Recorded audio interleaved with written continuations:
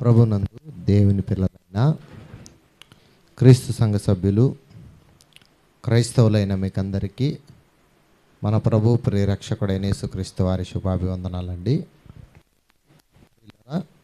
మరి సువార్త కార్యక్రమానికి మరి చక్కగా విచ్చేసి సువార్త కార్యక్రమమును ఘనముగా జరిగించి దేవునికి మహిమకరముగా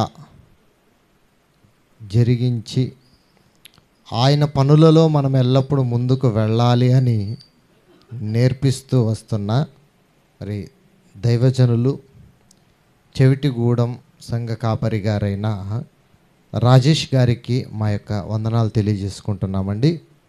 అదే విధముగా పెదరాయులు గారికి, నతనీయులు గారికి మా యొక్క వందనాలు, వారి సంఘ కాపురులకు అలాగే రాజేష్ గారి యొక్క సంఘ కాపురులకు మా యొక్క వందనాలు తెలియజేసుకుంటూ ప్రియులరా, గ్రీటింగ్స్గా ఒక చిన్న విషయాన్ని తెలియజేస్తాను. ఒక 5 నిమిషాలు. నిజంగా చివరిలో మరి దైవజనులు మాట్లాడుతూ ఒక మాటను గుర్తు చేశారు. ఒకసారి ఆ మాటను మనం చదువుకోవడానికి ప్రయత్నిద్దాం. మత్తయి గారు రాసిన సువార్త 11వ అధ్యాయము, మత్తయి గారు రాసిన సువార్త 11వ అధ్యాయము 28వ వచనములో ఒక మాట మాట్లాడుతూ యేసుక్రీస్తు వారు ఆనాటి శిష్యులకు, ఈనాటి క్రైస్తవులైన మనకు తెలియజేస్తున్నారు ప్రియులారా. ఏంటంటే, ప్రయాసపడి భారము మోసుకొనుచున్న సమస్త జనులారా నా యొద్దకు రండి. ప్రయాసపడి భారము మోసుకొనుచున్న సమస్త జనులారా. సమస్త జనులు ప్రయాసపడి భారము మోసుకోవడం ఏంటి? ప్రయాసపడి భారము మోసుకుంటున్నారా అన్నాడు కదా ఇక్కడ. అంటే ప్రపంచములో ఉన్న మానవులైన వారంతా, అమెరికాలో ఉన్నవారు కానివ్వండి, లండన్లో ఉన్నవాళ్ళకి కానివ్వండి, ములకలపల్లి గ్రామంలో ఉన్నవాళ్ళు కానివ్వండి, లేదా చెవిటిగూడెంలో ఉన్న వాళ్ళు కానివ్వండి, పాల్వంచలో ఉన్నవాళ్ళు కానివ్వండి, ఖమ్మంలో ఉన్నవాళ్ళు కానివ్వండి, ప్రపంచంలో ఉన్న జనులంతా ఏమి మోసుకున్నారన్నమాట? ప్రయాసముతో భారము మోసుకున్నారు. ఆ ప్రయాసముతో భారము మోసుకున్న వారిని విడిపించాలంటే మనమేం చేయాలి? ఆలోచించండి. మనమేం చేయాలని యేసుక్రీస్తు వారు చెప్పారంటే, పౌలు గారు ఒక మాటను పత్రికలలో జ్ఞాపకం చేశారు. ఏమన్నారంటే, సువార్త ప్రకటించవలసిన భారము నా మీద మోపబడి ఉన్నది. అంటే ప్రపంచ జనాభాలు మోసుకున్న భారాన్ని విడిపించాలంటే ఎవరు భారం మోసుకోవాలి? సువార్తికులుగా క్రైస్తవులమైన మనమందరము భారము మోసుకోవాలి. మరి మొట్టమొదట ఆ భారాన్ని మోసుకున్నది ఎవరు? మార్కు సువార్త 1వ అధ్యాయం 1వ వచనంలో యేసుక్రీస్తు సువార్త ప్రారంభం అని మాట్లాడతారు. అంటే మొట్టమొదట సువార్త భారాన్ని మోసుకున్నది ఎవరు? యేసుక్రీస్తు వారు.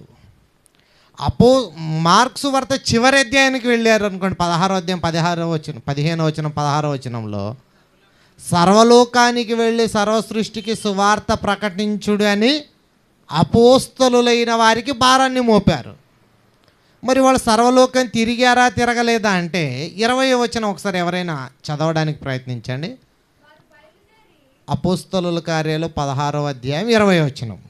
క్షమించండి, మార్కు సువార్త 16వ అధ్యాయం 20వ వచనం. ఈ 16వ అధ్యాయం 20వ వచనములో వారు బయలుదేరి, అంటే వాక్యమంతటా ప్రకటించిరి. చూడండి, ప్రభు వారికి సహకారుడై ఉండి, చూడండి, వెనువంట జరుగవచ్చిన సూచక క్రియ, జరుగుచూ వచ్చిన సూచక క్రియల వలన వాక్యాన్ని స్థిరపరిచారు. అంటే సర్వలోకానికి వెళ్ళినప్పుడు వారి వెనువెంట యేసుక్రీస్తు వారు ఉన్నారన్నమాట. అవును కదండి. ఈరోజు మనం సువార్త ప్రకటించడానికి వెళితే అడ్డగించే వాళ్ళు అనేకులు ఉన్నారు. ఆనాడు వారికి ఉన్నాడు, మనకి ఉన్నారు. కానీ ఎందరు అడ్డగించినా, ప్రాణాలు తీసిన సువార్త ఆపకుండా అపోస్తలులైన వాళ్ళు చేశారంటే ఆలోచించండి ఒకసారి మీరు. యాకోబు గారిని ఖడ్గంతో నరికేశారు. మిగతా వాళ్ళు ఏమైనా సువార్త ఆపేశారు? ఎక్కడ ఆగలేదు. అంటే సువార్తను ఆపడానికి ఎవరి తరం చంపినా ఇంకా విజృంభిస్తుంది. కనుక ప్రియులారా, నిజంగా ఈరోజు మన పైన దేవుడు పెట్టిన భారమైన పనిలో ఈరోజు నిజంగా మనకిచ్చిన పనిని చేశాం. ఈరోజుది ఇంకా ముందు చాలా పని ఉంది. ఇదే విధముగా మనమందరం, ఒక రాజేష్ గారు కానివ్వండి, ఒక నతనీయులు గారు కానివ్వండి, వారి సంఘపు వారు, మీరు, మేము, మనమందరం ఐక్యత కలిగి సువార్త భారాన్ని మోసుకొని నిజంగా ఈ గ్రామాలు, ఈ పట్టణాలు అన్నీ తిరిగామనుకోండి, పాప భారాన్ని తీసి పరలోకానికి చేర్చేవారం అవుతాం. ఎందుకంటే మన కొరకు దేవుడు ఇచ్చిన పని అది. ముందుగా సిద్ధపరిచిన సత్క్రియలు చేయుటకై మనం క్రీస్తునందు కన్నవారము, క్రీస్తు ద్వారా రక్షణ పొందిన వారము, క్రైస్తవులం. ఈ పని చేయడం వలన దేవునికి మహిమ, మనకు కీర్తి రావాలని దేవుని యొక్క సంకల్పంలో భాగం. కనుక ప్రియులరా, సహకరించిన అయ్యగారికి, వారి సంఘానికి, అలాగే ఈ ములకలపల్లి గ్రామంలో ఉన్న దేవుని పిల్లలైన వారందరికీ, పెద్దలైన వారికి అందరికీ నిజంగా మా యొక్క వందనాలు తెలియజేసుకుంటూ, అపోస్తలుల వలె మనము కూడా మనకిచ్చిన పనిని, భారాన్ని మోస్తూ అనేకులకు ఇక ముందుకు కూడా ఇదే విధంగా ప్రకటించడానికి ప్రయత్నిద్దాం. అందరికీ వందనాలు. చిన్న ప్రార్థన చేసుకుందాం. కళ్ళు మూసుకోండి. మమ్మను ప్రేమించిన మా దయగల కన తండ్రి, దేవా తండ్రి, ఈ ములకలపల్లి అనే గ్రామములో ఈరోజు మేము మా పనిని చేశాం.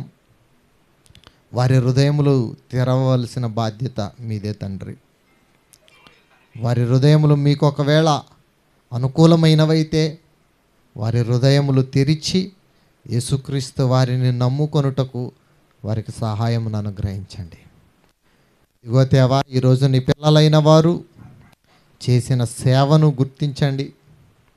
వారి కుటుంబాలలో ఉన్న ఇబ్బందులు కానివ్వండి, ఆర్థిక పరిస్థితులు కానివ్వండి, కుటుంబ సమస్యలు కానివ్వండి, కుటుంబంలో ఉన్న రోగాలు కానివ్వండి, అన్నిటినీ తీసివేసి స్వస్థతను, ఆర్థిక వ్యవస్థను, వారి కుటుంబంలో ఉన్న బాధలను తీసివేసి సుఖాన్ని, సంతోషాన్ని, మనశ్శాంతిని అనుగ్రహించమని వేడుకుంటున్నాను దేవా. సేవ చేస్తున్న నతనీయులు గారిని, రాజేష్ గారిని జ్ఞాపకం చేసుకోండి తండ్రి. వారి సేవలో వారిని ముందుకు నడిపించి అనేకులకు సువార్త ప్రకటించి రక్షించులాగన కృపను అనుగ్రహించండి. వారి కుటుంబాన్ని దీవించండి, ఆశీర్వదించండి. వారి కుటుంబంకు కావలసిన అవసరతను తీర్చమని వేడుకుంటున్నాను దేవా. అదే విధముగా 5 దినాలుగా చేస్తున్న సువార్త కార్యక్రమాలలో సువార్త సేద్యములు తోడుగా ఉండి నడిపించి మమ్మల్ని అందరినీ కాచి కాపాడుతున్నందుకు మీకు కృతజ్ఞతలు తెలియజేస్తున్నాను తండ్రి. మరి ఒకసారి ఈరోజు కార్యక్రమం జరిగించిన నీ పిల్లలైన వారిని అందరినీ జ్ఞాపకం చేసుకొని సువార్త భారాన్ని కలిగినమైన మాకు మా బాధను, మా భారాన్ని తీసివేసే సంతోషాన్ని, సుఖాన్ని అనుగ్రహించి నడిపించమని నీ కుమారుడు మా రక్షకుడైన యేసుక్రీస్తు వారి పేరట ఈ ప్రార్థనను అడిగి వేడుకుంటున్నాం తండ్రి. ఆమేన్. అలాగే తలలు వంచండి. అంత్యాశీర్వాదం తీసుకుందాం.